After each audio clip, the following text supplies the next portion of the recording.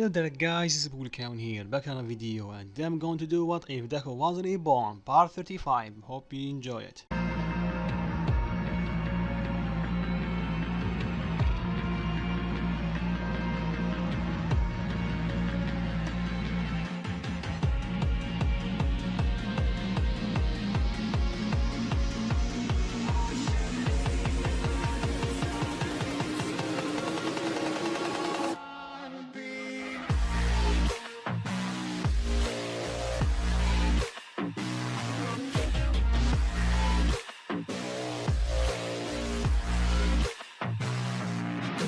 Last part a lot of things happened, so I cannot compress it into one recap, so I suggest to go watch it first by clicking the I button right here. So with that out of the way, let's begin. So after what happened with Deku using his clone to prove that he's not White Ninja, everyone believed him except for one. He still have his suspicion on him because he find it really suspicious how Izuku Midoriya was in front of the gate when White Ninja appeared. This person is Nighteye, but unlike everybody else, he did have his suspicions on Deku well before this White Ninja business. And it all started right after the sport festival, specifically after Deku fought Kaminari and Bakugo, because Nighteye already knew that Bakugo is All Might's successor, and judging from his fight, he was almost using 100%, and somehow Deku was not only able to match him but to surpass him in both power and speed.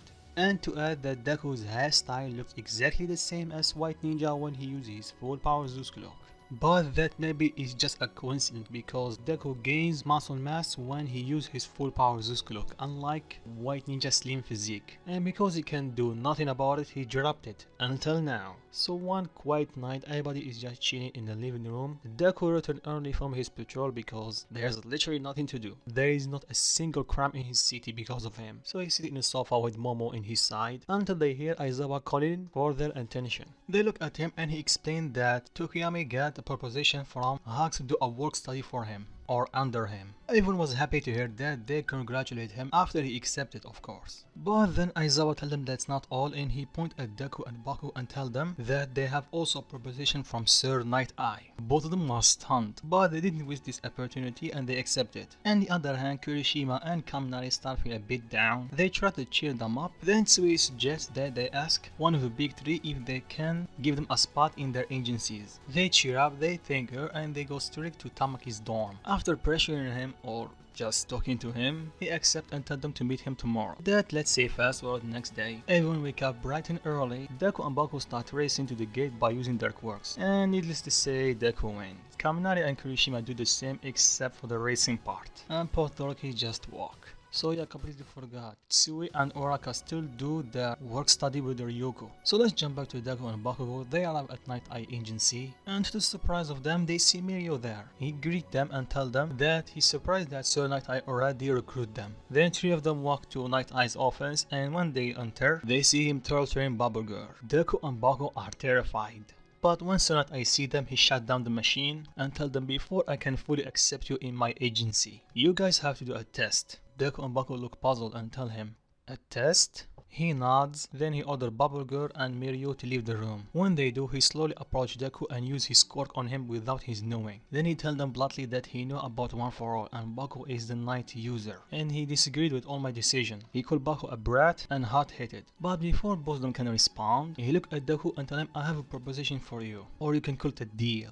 Deku tell him, I'm listening. Nighteye explained that if he can take his seal from his hand, he will accept both of them. But if after 5 minutes and he couldn't take it, Baku will have to give Mirio One For All. Because even if Baku can use 100%, Nighteye still see him inferior to Mirio. Deku look at Baku and tell him, so should we take it? It's your quirk, not mine, so you have to choose. Baku smirk and tell Deku he already know the answer. Deku turn back to face Nighteye and tell him, yeah, I know. Then he tell Nighteye they're ready when he is. He show them the seal and tell them the test start now. And the second they say it, Deku appear behind him, seal in his hand. And tell him, I think Baku will keep his quirk and we will join your agency. Nighteye is baffled. What just happened? He did use his quirk, he did see Deku coming at him, but what's up with that speed? He didn't even have time to react. It's almost like he teleported. And he's kinda right, Deku did not move an inch, he just used his sneak technique. So after Nighteye collected himself and signed both of their papers to make official that they are working for him, Baku approached him and told him, "You're right about me. Sometimes I can be arrogant and hard-headed, but I think so as you.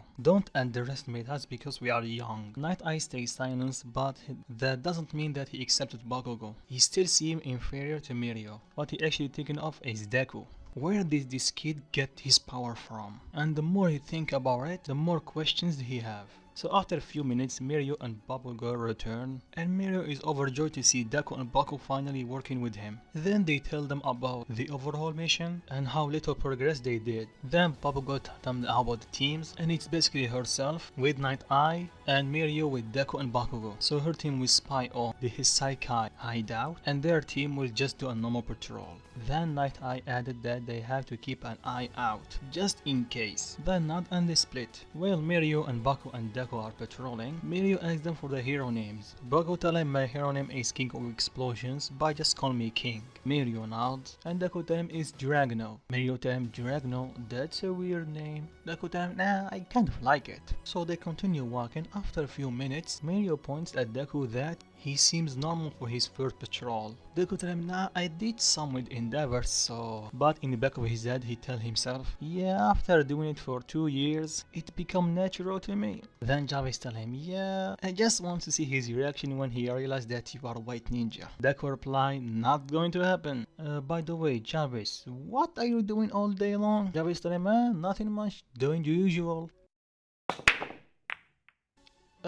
Just consider I did not ask, okay? Jarvis tells him, sure, if you say so. So let's go to the real world. Everybody is walking, then a small girl bumping into Deku, and it's Eri. He tried to help her out and ask her if she's okay, but the second he gave her a hand, she backs up a bit. Deku is a big shock from this reaction. He slowly approached Eri and tells her everything is okay, so don't worry. Meanwhile, using his appraisal skill on her. And the first thing that he saw is her vitality is a bit low. Then he realized the bandage on her arms and legs. Then they hear the voice of Overhaul from the alleyway, telling Eri where she is. And the second she did hear it, she grabbed onto Deku. Deku immediately sensed something was off. Not only this is Overhaul right now in front of them, but he's calling for this little girl. What does he want from her?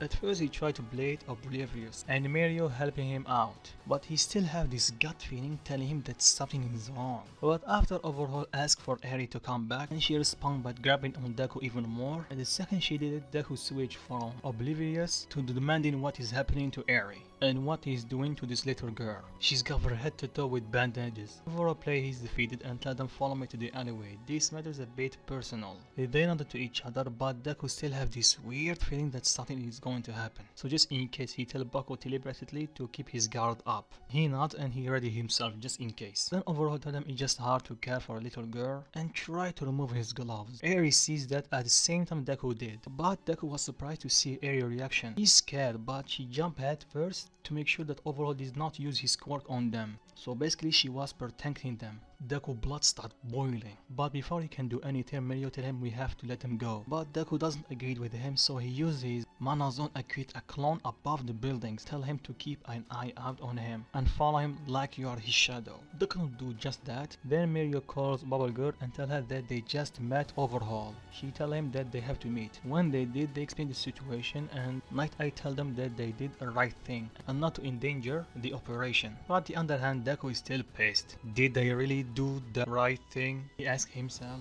But for now he can't do anything. He just have to rely on his clone. So let's say fast forward to night time. Everybody return to the dorm. Everyone can see that Deku is a bit upset. Mo asks him what's wrong. He tell her just he have a bad day. She understands and tell him to take care of himself. And if he need her, she will be here. Deku nod and give her a hug. So after resting for a little bit, Deku do his own patrol. While he's doing it, he start calling for his clone. And the clone tell him everything that he saw. So basically when he was following Overhaul, he followed him back to their hideout. And it's basically the main building of the Hisekai. But something was wrong. Overhaul did not take Eri to the main house. He took her to a small shed in a corner. At first he was thinking that he would lock her there, but he saw that the shed go underground. So he followed him and see the hidden door and the password. So slowly, right before the door closed, he used the sneak technique and sneak after Overhaul. And he makes sure that no one sees him. And he see Overhaul brutally dismantling a person and ordering the other one to be Aries' new babysitter. But somehow Overhaul can sense someone is watching him. He turned around, but luckily the clone was fast enough to avoid him. So he keep following them until they arrive at Aries' room. It's literally a dark, lifeless room. So when Aries was alone, the clone approached her. At first she was scared, then he removed his mask and powered down. After she recognized him, she told him that he have to go or he will kill him. Although the clone can just take Aries from that place to anywhere he wants, he decided not to. Against his better judgment, he have to keep his emotion in check, at least for this one, and tell Aries, I will be back for you. Just hold on, I will save you from this place. Carrie nods and the clone disappears. After that she cries a bit and Deku was super pissed when he heard that. Although he agreed with his clone, he's still pissed because what his girl is enduring. But he can't do anything because, like Overhaul said, she is his daughter. But we all know that's a lie, but Deku doesn't know that. After cleaning his top and calming himself a bit, he returned to the dorms. When he did, he see everybody celebrating, so he asked what's going on. They tell him what Uraraka and Sui did, and it's basically like the original, except they're doing it much faster because they are stronger. Then they told him about what Kaminari and Kirishima did. And it was basically they're doing their patrol, then they encounter some robbers. They tried to get away, but Kaminari was there to stop them with the help of Sun Eater. Then he got shot by the quirk erasing bullet, or the beta version of it. Kaminari tell him that I can heal you, but Sun Eater tell him it's not hurt as I expected. So the thief ready to shoot his second bullet, but before he did, Kirishima uppercut him, making him drop the gun. And without any more options, the thief used the quirk boost on him. But the second his blade were going to hit civilians, in a flash Kaminari break all of them. So the villain decided to concentrate all his blade at once and shoot at Kirishima as a last ditch effort to injure one of them and try to get away. But steady for him, the second he used it, Kirishima power up or harden to unbreakable and go through his attack and use his special technique, Red Gauntlet, and knocking him out. Not just making him fall, he's completely knocked out. Then the crowd started cheering for both of them and asking them for their names. Kirishima told them Red Riot, and Kaminari tell him Shock Bolt. Then Fat Gum congratulated them on their win. Then Kaminari give him the gun, and it still have some erasing quirk bullets. He thanked them and told them he can deal with the rest. So the end of flashback, Deku was intrigued about this quirk erasing bullet. Then Kaminari tell him, but it's only temporary. I think Sun Eater is alright right now. Deku tell him, that's good to hear. So with that, I think I'm gonna stop it right here. So what do you think of this part? And how will Deku knowing the combination to the secret door and where Aries is change the story? Leave your thoughts in the comments down below, and if you like the video, drop a like and see you guys soon. Peace.